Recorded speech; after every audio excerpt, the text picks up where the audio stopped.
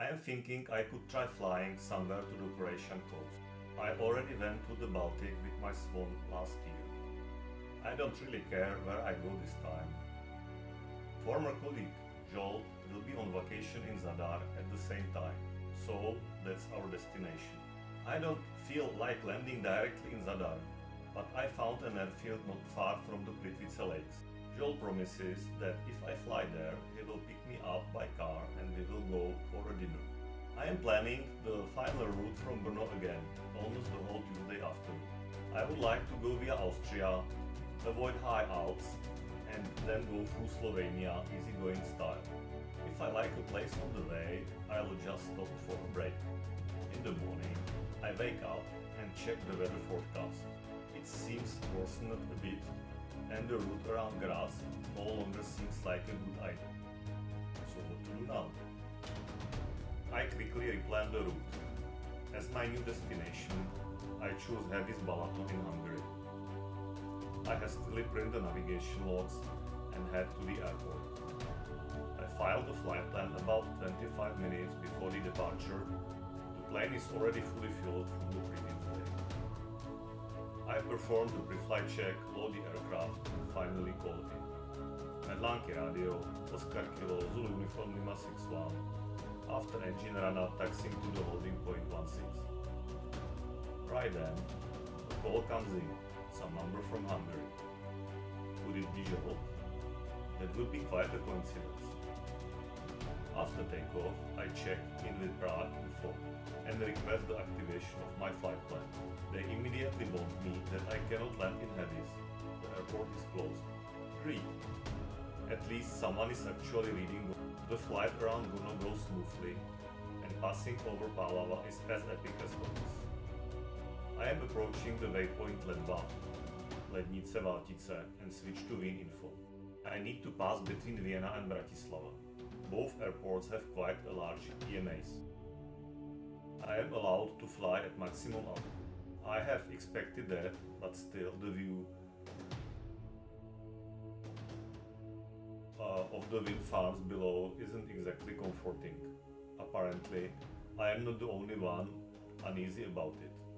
Over the radio, I hear, judging by the accent, a German pilot requesting 3000 feet. The controller is uncompromising, maximum 2500. Still, the view of Děvín, Bratislava and Vienna are amazing. Smooth flight. After crossing into Hungary, I am connecting with Buda Info. They repeat that I can't land in Hevis. I confirm I know, and I am looking for an alternative airfield. Well, I am really searching. It's my first time flying in Hungary. I am trying to pick up an uncontrolled airfield. My Swan doesn't have an autopilot, so I don't have the luxury of studying complex approaches. The closest option is Šombateri. The runway is 1150 meters long. It will be easy peasy. But oh dear, harvest season just ended and the field is surrounded by high bales. I make sure none are actually on the runway, but everything seems to be okay. I land successfully, take a break and finish the snack backed by my man. No one is at the airfield. It's literally in the middle of nowhere and the facilities are far from the airstrip. After a break, I choose Celje in Slovenia as my next destination. Take off, and after 5 minutes I call Buda Info and request for traffic information, mentioning that I am an ultralight without a flight plan on the route Šombateri-Celje. Controller replied, without a flight plan, you cannot leave the Hungarian airspace. I asked to file a plan in the air, the answer, stand by. Meanwhile, 4 other Hungarian pilots are calling, I don't understand a word. Humbly I announce that I will land and file a flight plan. After 25 minutes of the flight, I am back in Šombateri. Oh well, nice weather, plenty of fuel, no rush. Plan is filed. I wait 20 minutes and take off again. This time all good, heading for Slovenia towards Maribor. I filed the plan through Maribor's control airspace, but no luck. The controller won't let me into the CTR. He makes me descend from 4500 to 2500 feet and fly under the TMA. Compared to the hills of Middle Bohemia, the landscape here is quite a change. I keep looking for a flat spot for an emergency landing. Nothing. At least I double check that ballistic parachute is armed, just in case. It's all mountains. I am at 2700 feet when the controller calls again telling me to descend below 2500. I request 3000. Negative. I will call you back in 4 minutes. In my head, I recall that sad story about the Cessna 150 trapped in a valley. Luckily, after 4 minutes, I am clear of the maze of hills and valleys.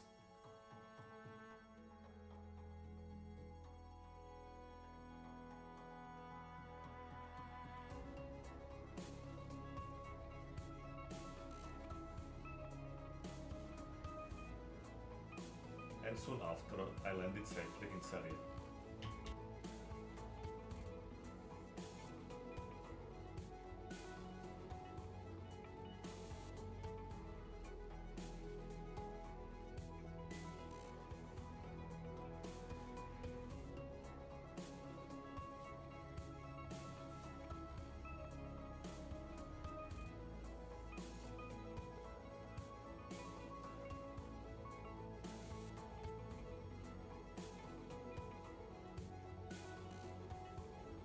It's only 75 minutes from Shombateli, but I feel like I just crossed the Himalayas.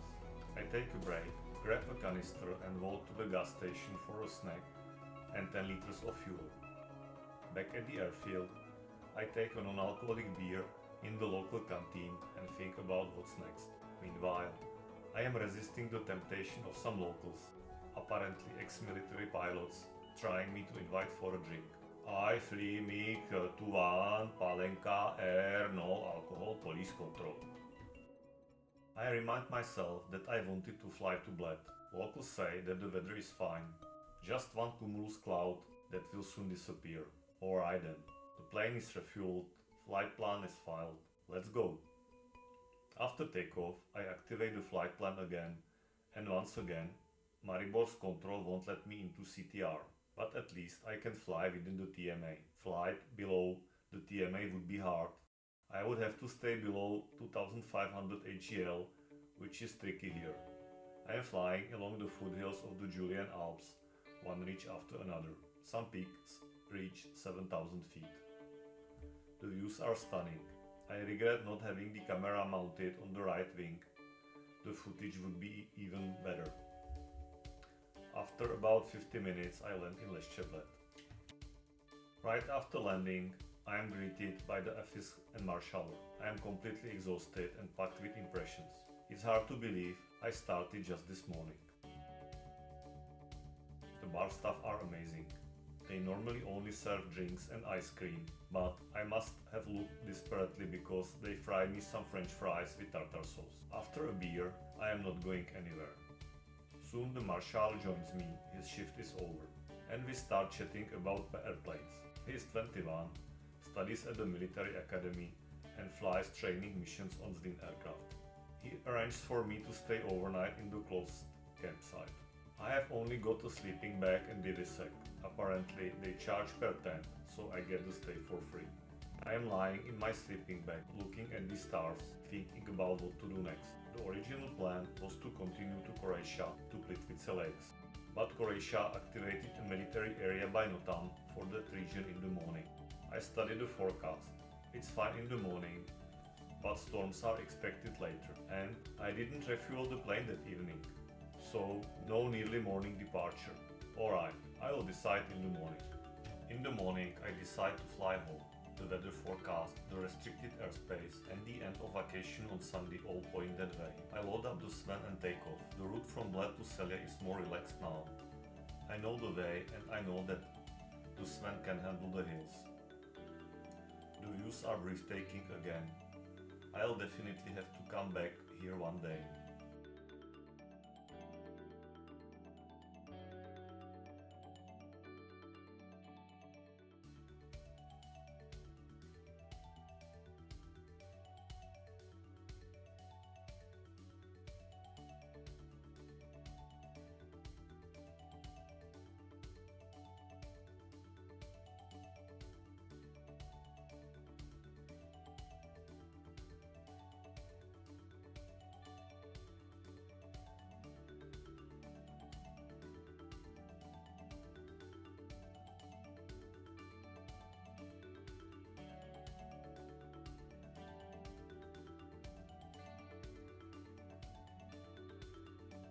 I land in Celje and check the refueling options. They have only gas for cash. I count my bills and coins, and it's enough only for 13 liters. This will not save me.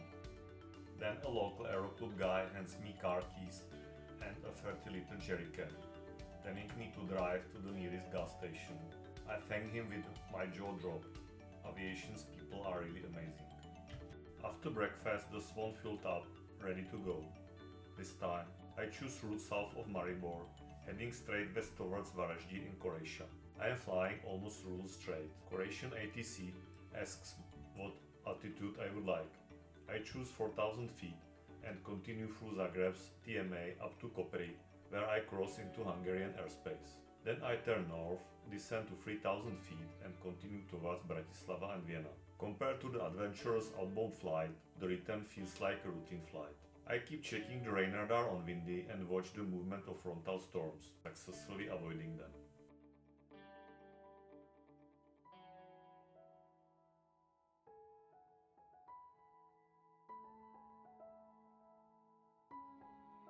The transit between Vienna and Bratislava goes smoothly. Only landing in Medlanky remains.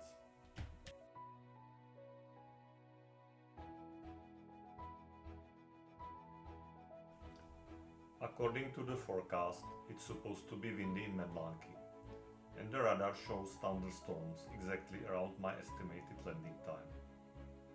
Given my costly past experience with Medlanky, I decide to prepare properly and take a break.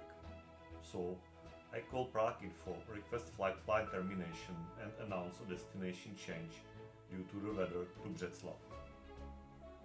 One more new airfield was added to my list. I am starting to realize it's like driving a car. When you are tired, you just stop at the gas station for a coffee. It's almost the same thing. Taking a break after 3 hours of flying was a good idea. The weather calms down in the meantime. The final stretch over Pálava is pure relaxation. I film the Lednice Valtice area on the way and land 36 minutes later. An amazing trip. Hard to believe the whole adventure lasted less than 2 days.